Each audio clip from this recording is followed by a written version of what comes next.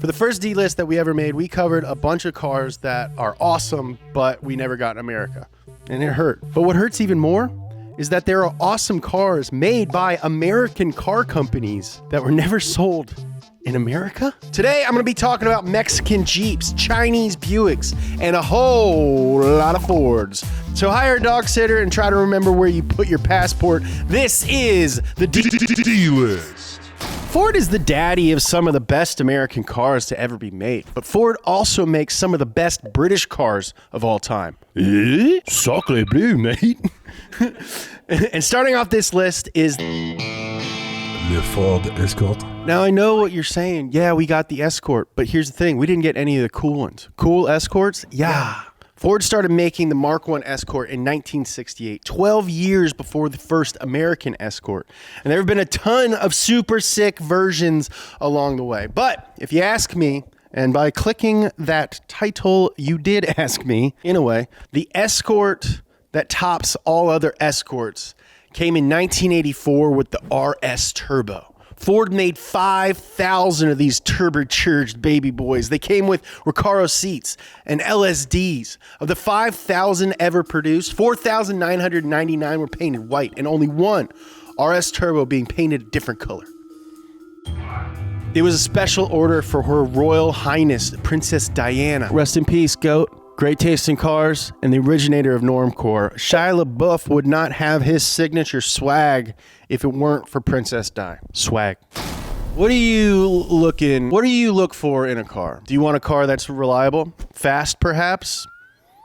Maybe bulletproof? Well, then look no further, my friend, than the Jeep Grand Cherokee Armored. Jeep launched this rolling panic room with tow hitch exclusively in Mexico earlier this year to offer a solution to the ongoing threat of kidnapping and violence in certain areas of that country. The car has bulletproof glass and body paneling. It's capable of stopping anything up to a .44 Magnum round in case you ever get cut off by Clint Eastwood on the freeway. Underneath this Jeep is a grenade-proof belly pan, run-flat tires, and reinforced suspension, making sure that you have the means to escape if you ever find yourself in a tricky spot. What are you, Brad Pitt? Who needs this? Other than that, it's business as usual. Napa leather seats, Apple CarPlay. It's got a Hemi. Every bit the refined ride. But then again, it should be, with a price tag of $1,850,900 pesos. That's like $80,000. That's really not bad for a car that is bomb-proof. We've talked about it before. The U.S. ain't the only muscle car loving nation on this fat green earth. Down under, they're about that life too, mate. Australia loves muscle cars. And then in the 70s, when American cars were losing muscle mass, Australia cars were getting ripped. Like that big picture, that big old buff kangaroo. And one of the coolest looking Australian muscle boys is the CHRYSLER VALIANT Charger. Now, let me tell you guys. This thing is a looker. I'm a big fan of that rear window. Imagine pulling into a Cars and Coffee in your right-hand drive Australian market 70s Mopar. Speaking of Australia, I want to give a quick update on Nolan 2. As a symbol of my humility, I have adopted this kangaroo. He is hopping. It's very cute. And I got my official card that says I own him. Now, the one you're going to want to get is the Charger 770 SE E55, which really just is a poetic name for a car. This one came with a 340 cubic inch V8 with 285 kangaroo power, and it came in a bunch of really cool colors like fuchsia and 2 different colors of pea. Dodge RAMCHARGER. The Dodge RAMCHARGER was an American legend, and sadly, this thuggish brute was taken away from us far too soon, just like Andre the Giant. Production here in America ended in 1993. However, you might be surprised to know that between 1999 and 2001, a third generation RAMCHARGER was built. Only this one was hecho in Mexico. The name alone conjures images of an outlaw. A Mad Max desert rat, a weapon on wheels. Can you picture it? Can you see its muscular body, its harsh lines, its unforgiving, badass style? Okay, now forget everything you just imagined and look at this guy. Yeah. The third generation Dodge Ramcharger, also called the Plymouth Trail Duster, was essentially a Dodge Ram up front and a Chrysler Town & Country minivan out back. It could be had with a 5.9 liter Magnum V8 and rear wheel drive. It's basically a two-door, two-wheel drive Durango, but even with only two doors, it still had third row seating, and the third row was side facing, so you and your little sister can kick each other on road trips. I'm not touching you. I'm not touching you. I'm not touching you. I'm not touching you. If you kids don't calm down, I will turn this car around, drive back home, duct tape you to the banister, and burn the house down. Americans love nothing more than cramming huge old V8s into dainty little British cars. I'm talking about Jensen Interceptor, the Sunbeam Tiger, the Shelby frickin' Cobra. You ever heard of it? All these cars, perfectly married European looks and handling with American horsepower and noises. However, one of the lesser known yet most excellent examples of this marriage of style and substance is rarely ever talked about. I'm talking about the awesomely named CHEV FIRENZA Can-Am. This is one of the cutest looking muscle cars, period! And we got South African touring car legend Basil van Rooyen to thank for its creation. He was eager to put an end to the Ford Capri's domination of the South African production car championship. So he took two regular CHEVY FIRENZAs and dropped big block Holden V8s under the hood. CHEVY executives loved what they saw and decided to build 100 of the cars as homologation specials in 1973 so that Basil could go out and race them. But the little Chev never got to achieve racing glory, as the 1973 season eventually got called off due to our old friend, the 1973 oil crisis. If you want to show your friends how deeply knowledgeable you are on this subject, head to our store, donutmedia.com, and get yourself an official oil crisis t-shirt. Buick Park Avenue. You may actually have seen the Buick Park Avenue on American streets. Since way back in 1975, Buick has used the name for their most executive trim levels across their entire range. In the 90s, it became its own model, built on the C platform, which was the sister car to the effortlessly cool Buick Roadmaster. But don't get it twisted. The Park Avenue was Buick's most luxurious flagship car. Now, the second generation ran from 97 to 2005 when Buick retired the name everywhere except China.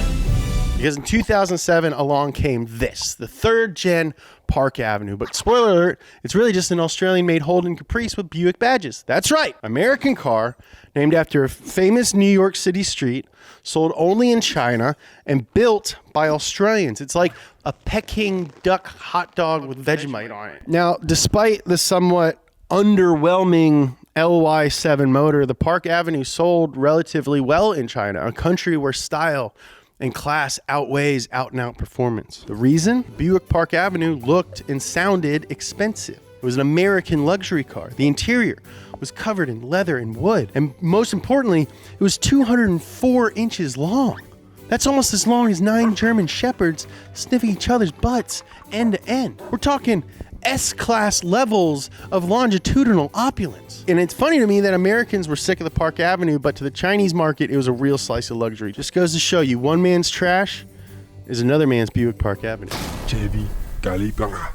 If you're of the European persuasion, the very mention of the word CALIBRA might cause your heart rate to skyrocket and for your mouth to begin uncontrollably drooling. If you're from America, you won't know what the heck I'm talking about. What is that? Is that a place where you do your gap year? The Opel Calibra was a car built on an unspectacular chassis, but with rather spectacular looks. In fact, at one point, it was the most aerodynamic production car in the world.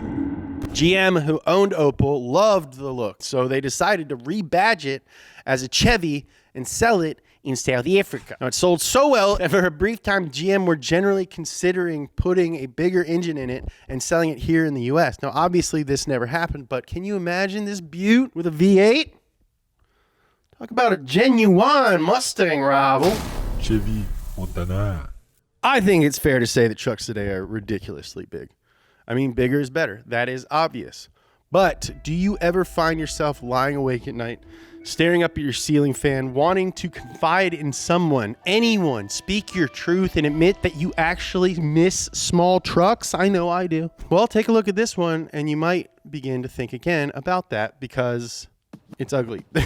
This is the Chevy Montana. This truck is sold exclusively in Latin and Central America and is based on the Chevrolet Agile? A hatchback roughly the same size as a Volkswagen Golf. This isn't a truck, it's a truckito.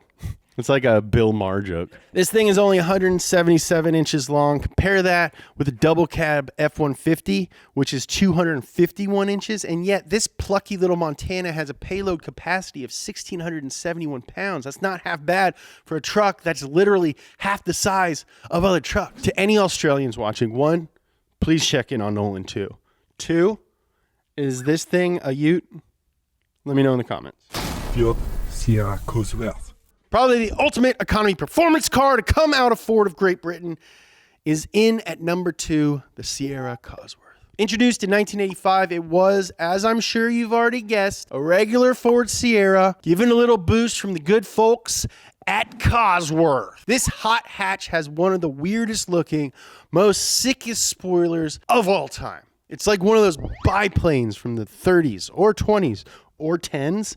I don't know. We didn't Google it. Max won't let me use Google because I get in trouble. As soon as I figure out my location, I will tell you guys my coordinates, and please come break me out. Fun fact. With its notoriously weak door locks and enviable performance figures, the Sierra COSWORTH became one of the most stolen cars in British history. And as a result, after a couple years, it became over 4 times as expensive to insure as it was when the car was first launched. It's like the Acura Integra GSR of England. If we've met, we finally reached the end of the list. What is the best car that we didn't get in America? It's the Ford Falcon. Now you might be saying, James, we got the Falcon. You did a dang bumper to bumper on it back when you hosted that show. You freaking dingus. It's the daddy of the Mustang, you said. Remember that? I do. But the Ford Falcon you all love and know is nothing like the one that we didn't get. Because we aren't talking about an American spec family hauler. We're talking about the most famous Aussie muscle car of all time. The Ford Falcon GT Ho 351. GT Ho? GTHO. Stands for Get the Heck Out of Here! Don't you know how to knock? What Ford managed to do so successfully with the Australian spec Falcon was give a 4-door sedan genuine muscle car performance credentials. Came with Ford's 351 V8 plucked beneath the gnarly shaker hood. It also had big old brakes and good air suspension. In stock form, it produced a tasty 300 horsepower, but Ford was smart and offered the power-loving Aussies engine upgrades right out of the showroom. Up to 350 horsepower and a 0 to 60 time in like 6 seconds. This is the original. It's like BMW M5 or some crap. And this isn't even the only cool Falcon that Ford Australia produced during its, wait for it, 56-year run. There was the Mustang-bred Falcon XR, the 80s nostalgia bomb that was the Falcon EA. Get in the game. They even made a Falcon Ute in case you gotta carry some lumber while you're doing a burnout. The Falcon GT really was a family car with psycho levels of pony power performance, not unlike the Dodge Charger Hellcat that sells so well today. Only this thing came a long time before the Hellcat, so not only is the Falcon GT the coolest American car never sold in America, but it might just be one of the coolest American cars ever. Thank you guys so much for spending the last 15-20 minutes with me. Make sure you hit that like and subscribe button. It really helps us out. If you want to watch that video that I was talking about in the intro, check out this episode of the D-List. You ever wonder why cars are getting so big? Check out this episode of Nolan's Show Wheelhouse. I love you. I love you. I love elephant shoes.